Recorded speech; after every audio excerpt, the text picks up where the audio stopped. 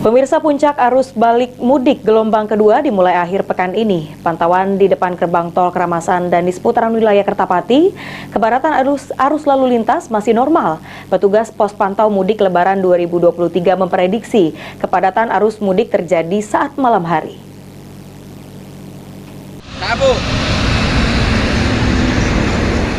Arus balik mudik Lebaran 2023 gelombang kedua dimulai akhir pekan ini. Dari pantauan tim liputan PAL TV di depan gerbang tol Keramasan dan seputar wilayah Kertapati, kepadatan arus lalu lintas masih normal dan kondisi jalan masih cukup lenggang. Kendati begitu, dalam menghadapi puncak arus balik mudik Lebaran 2023, pos pantau mudik Lebaran 2023 di simpang flyover Nila Kandi tetap bersiaga selama 24 jam.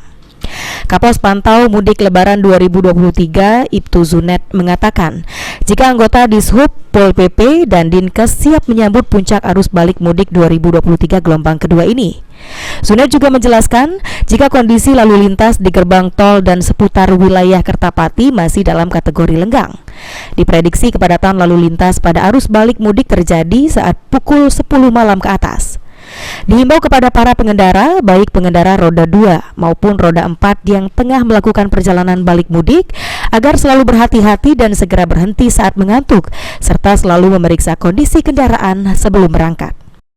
Untuk arus balik jilid 2, untuk yang dari luar kota menuju Palembang, untuk sementara ini tidak menimbulkan arus balik yang signifikan.